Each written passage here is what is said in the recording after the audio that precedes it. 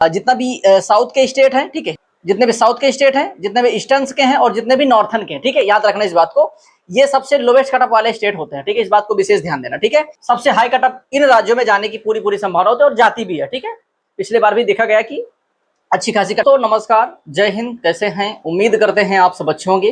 दोस्तों, जितने भी हमारे एसएससी जीडी 2026 के कैंडिडेट हैं, उनके मन में बहुत ज्यादा एक डाउट है कि आखिर इस बार हम कितना स्कोर करके आए ताकि हमारा फाइनल सिलेक्शन हो जाए, ठीक है। तो इस वीडियो के माध्यम से हम जानने वाले हैं कि आपको कितना क्वेश्चंस अटेंड करना चाहिए ताकि आपका फाइनल सिलेक्शन हो जाए, और यदि आप कम नंबर भी लेके आते हैं ना, तो आपका सिलेक्शन कौन सी फोर्सेस में हो सकता है उसके बारे में भी मैं आपको यहाँ पे बताने वाला हूँ। और एग्जैक्टली मैं आपको एक स्कोर बताऊंगा, उस स्कोर को आपको टच करना है। यदि आप उस स्कोर को टच कर लेते हो तो 100% है कि आपका सिलेक्शन होना तय है, ठीक है। क्योंकि आप लोग एग्जाम देने के लिए जा रहे होंगे और आपके मन में एक सवाल जरूर चल रहा होगा कि आखिर कितने क्वेश्चन हम अटेंड करके आए ताकि हमारा फाइनल सिलेक्शन हो जाए, ठीक। तो इस वीडियो के माध्यम से उसी डाटा के बारे में आज हम जानने वाले हैं। मैं स्टेप बाय स्टेप सारी जानकारी आपको देने वाला हूं, तो वीडियो के लास्ट तक देखिए मेरे भाई, तभी चीजें आपको पूरी तरीके से समझ में आएगी, ठीक है। चलिए वीडियो को शुरू करते हैं बिना देरी के। जितने भी साथी चैनल पे पहली बार आ रहे, चैनल को सब्सक्राइब करना, क्योंकि एसएससी जीडी 2026 से संबंधित कोई भी अपडेट आई है सबसे पहले आपको इस चैनल के माध्यम से पता चलने वाला, ठीक है। चलिए वीडियो को शुरू करते हैं बिना देरी के। इस वीडियो के माध्यम से मैं एग्जैक्ट डाटा के साथ आपको बताने वाला हूं, ठीक है। तो थोड़ा सा वीडियो लंबा हो सकता है, लेकिन अपना कीमती समय निकाल करके देख लीजिएगा ताकि आपका भी फाइनल सिलेक्शन हो जाए, ठीक है मेरे भाई। और आपके मन में जो एक डाउट चल रहा है कि हम कितना क्वेश्चन करके आए कि हमारा फाइनल सिलेक्शन हो जाए, तो वो डाउट यहाँ पे आपका क्लियर हो जाएगा, ठीक है। देखिए मेरे भाई, ये तो थोड़ा सा मैं आपको प्रीवियस ईयर में ले जाना चाहूंगा, जैसे कि एसएससी जीडी 2026 सेफ स्कोर के बारे में हम बात करेंगे यहाँ पे, क्योंकि वैकेंसी आपकी जो है 25,487 वैकेंसीज आपकी है इसमें, ठीक है। थोड़ा सा हम यहाँ पे प्रीवियस ईयर में चलेंगे कि आखिर इसका पूरा डाटा क्या था, कितने बंदों का सिलेक्शन हुआ, कितनी वैकेंसीज थी, कितनी शॉर्टलिस्टिंग हुई है, ठीक है। उसके आधार पे ही पूरा डाटा रहने वाला, ठीक है। कहीं ना कहीं आपके लिए बहुत ही महत्वपूर्ण डाटा, ठीक है मेरे भाई। देखिए यहाँ पे हम बात करेंगे शॉर्ट लिस्टिंग कितने बंदों की हुई थी। 3,94,121 बंदे यहाँ पे शॉर्ट लिस्टिंग किए गए। जब आपका एग्जाम एसएससी जीडी 2024-25 का हुआ था, उसमें 3,94,121 बंदों को पास किया गया था, ठीक है।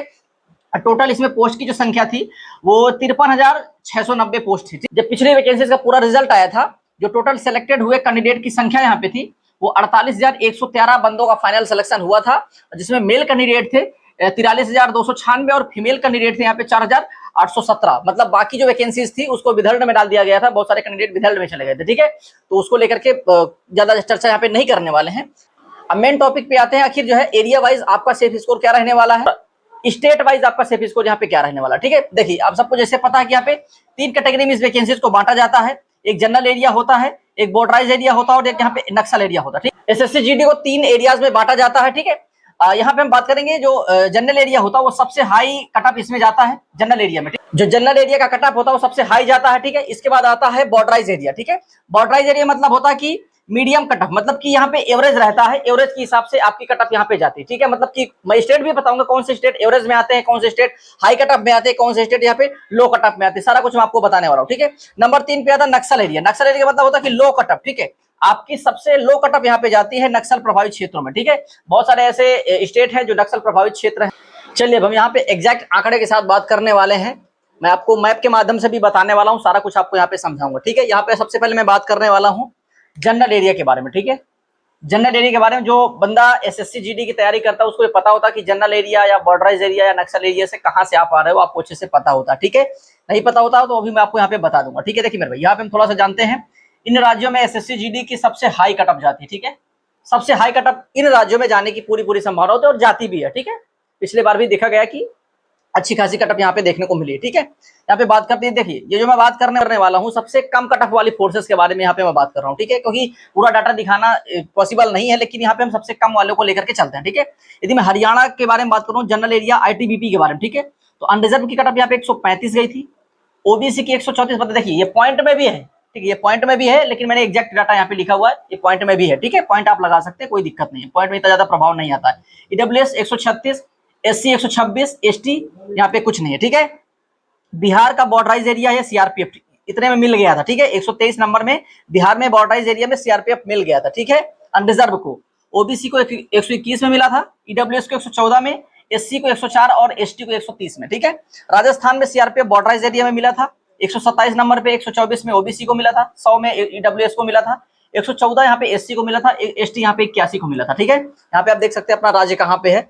उत्तर प्रदेश को आप देख लीजिए, बॉर्डराइज एरिया में 119 में यहाँ पे मिल गया था सीआरपीएफ, अनरिजर्व को मतलब 119 नंबर में, ठीक है।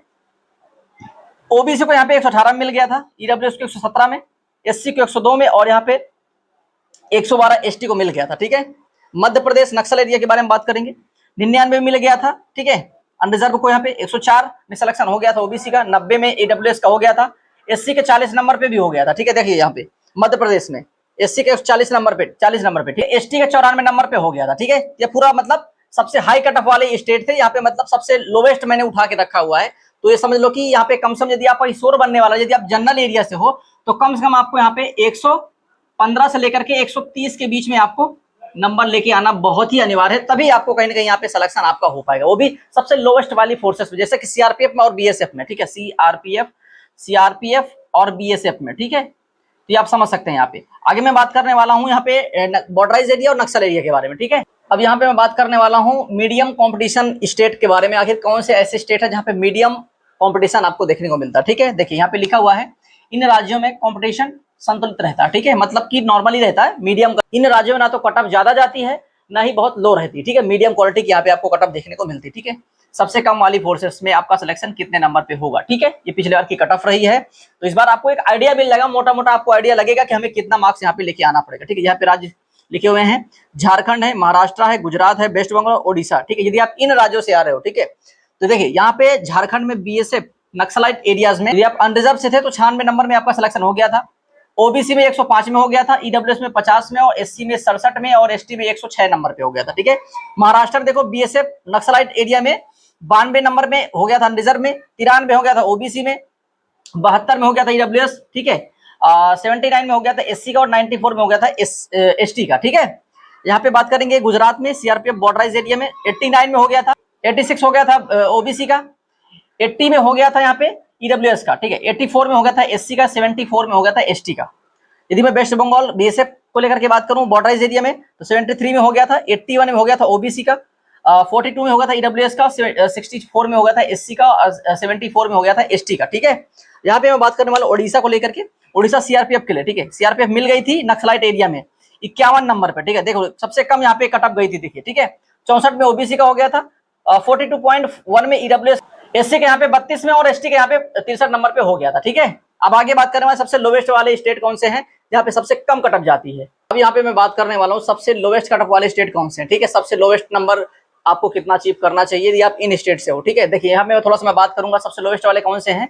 यहाँ पे आप मैप में देख सकते हैं जितने भी हमारे स्टेट हैं ये अपना इस भाग के, ठीक है, ये मतलब ये ईस्टर्न स्टेट है, ठीक है, ईस्टर्न स्टेट है। और यहाँ पे जितना भी ये नॉर्थन है, ठीक है, ये नॉर्थन यहाँ ले लीजिए, और कुछ हमारे यहाँ पे साउथ के स्टेट है, ठीक है, याद रखना, इसको छोड़ देना, मतलब ये श्रीलंका है, ठीक है, इसको छोड़ देना। जितना भी साउथ के स्टेट है, ठीक है, जितने भी साउथ के स्टेट हैं, जितने भी ईस्टर्न के हैं, और जितने भी नॉर्थन के हैं, ठीक है, याद रखना इस बात को, ये सबसे लोवेस्ट कट ऑफ वाले स्टेट होते हैं, ठीक है, इस बात को विशेष ध्यान देना, ठीक है। यदि आप कर्नाटका से हो, ठीक है, कर्नाटका से तो बीएसएफ जनरल एरिया में 84 नंबर पे सिलेक्शन हो गया था अनरिजर्व पर, ठीक है। ओबीसी का 80 में, ईडब्ल्यूएस का 82 में, और एससी का 72 और 88 में एसटी का हो गया था, ठीक है। जेएंडके में, जम्मू एंड कश्मीर में बीएसएफ में बॉर्डराइज एरिया में 63 में हो गया था, 51 में हो गया था ओबीसी, 70 में हो गया था ईडब्ल्यूएस, 73 में अपना एससी का, और 55 में यहाँ पे एसटी का, ठीक है। आसाम में देख लो, यहाँ पे बीएसएफ मिल गया था 59 नंबर पे, 73 में ओबीसी में मिल गया था, 75 में यहाँ पे ईडब्ल्यूएस का, 74 में एससी का, और 57 में एसटी का मिल गया था, ठीक है। केरला यहाँ पे देख लेंगे, सीआईएसएफ मिल गया था नक्सलाइट एरिया में 48 नंबर पे, 42 में ओबीसी का, 87 में ईडब्ल्यूएस का, 83 में एससी का, और 54 में एसटी का मिल गया था, ठीक है। अरुणाचल प्रदेश देख लो, यहाँ पे असम राइफल मिल गया था बॉर्डराइज एरिया में, ठीक है, 48 में मिल गया था अनरिजर्व को। यहाँ पे मतलब ओबीसी है नहीं, ईडब्ल्यूएस है नहीं, एससी है नहीं, एसटी सिर्फ यहाँ पे 45 नंबर पे यहाँ पे फाइनली मिल गया था। क्या मिल गया था? असम राइफल बॉर्डराइज एरिया में अरुणाचल प्रदेश में, ठीक है, इस बात को विशेष ध्यान दो। तो देखो यहाँ पे मैं बात करूँ, यदि आप मीडियम स्टेट से आ रहे हो तो ठीक है, यदि आप मीडियम वाले स्टेट से आ रहे हो तो यहाँ पे आपको 80 से लेकर के 100 मार्क्स आपको अचीव करना ही पड़ेगा फाइनल, तभी आपका सिलेक्शन होगा, इस बात को विशेष ध्यान देना, ठीक है। यदि आप लोवेस्ट से हो, ठीक है, लोवेस्ट से, तो 40 से लेकर 70 नंबर तो आपको यहाँ पे अचीव करना पड़ेगा भाई। देखिए यहाँ पे कुछ ऐसे स्टेट है जहाँ पे 40 नंबर में सिलेक्शन हो जा रहा है, ठीक है, कुछ स्टेट यहाँ पे ऐसे हैं जहाँ पे आपको 70 नंबर भी लाने पड़ सकते हैं, इस बात को विशेष ध्यान देना। मैंने यहाँ पे थोड़ा से मतलब साथ में हुआ है, इससे क्या रहेगा कि मतलब पता चलेगा कि कौन से स्टेट मतलब कहाँ पे आ रहे हैं, ठीक है, इससे आपको अच्छे से पता चल पाएगा, ठीक है। मीडियम स्टेट वाले कंपटीशन से आ रहे हो तो 80 से लेके 100 नंबर, यदि आप जो है लोवेस्ट वाले स्टेट से आ रहे हो तो 40 से लेकर के 70 मार्क्स, ठीक है, इस बात को विशेष ध्यान देना। तो इस हिसाब से आप एक आइडिया लगा सकते हैं कि आपको कितने मार्क्स यहाँ पे लाना चाहिए ताकि आपका फाइनल सिलेक्शन हो जाए, ठीक है। देखिए वैकेंसी पिछली बार काफी अच्छी खासी थी, लेकिन इस बार वैकेंसीज कम है, ठीक है, इस बात को विशेष ध्यान देना। लेकिन हाँ, एक बात मैं आपको लास्ट में बताना चाहूंगा, इन सभी नंबर में क्या 2025 की थी, ठीक है, इसमें आपको कम से कम 10-10 नंबर, ठीक है, 10 नंबर प्लस, ठीक है, इसमें भी 10 नंबर प्लस कर दो, इसमें भी 10 नंबर प्लस कर दो, और इसमें भी 10 नंबर प्लस कर दो, ठीक है। और यदि ये वैकेंसी ऐसे ही रही तो यदि वैकेंसी बढ़ी तो भाई यहाँ पे 10 नंबर ऐड करने की जरूरत नहीं पड़ेगी, लेकिन अभी आपको यहाँ पे 10 नंबर ऐड करके चलना पड़ेगा, तभी आपका फाइनल सिलेक्शन यहाँ पे होगा। इस बात को विशेष ध्यान देना। मैंने यहाँ पे सारी जानकारी आपको बता दिया है। बाकी आपके मन में कोई डाउट रह जा रहा है, एक बार मुझे कमेंट करना, कमेंट के माध्यम से हम आपको रिप्लाई जरूर करेंगे। मैंने सारा कुछ यहाँ पे आपको समझा दिया, ठीक है, कुछ भी बचा नहीं है, कुछ भी रह जाता है एक बार कमेंट जरूर कर देना। चलिए मिलते हैं नए सेशन के साथ, तब तक के लिए नमस्कार।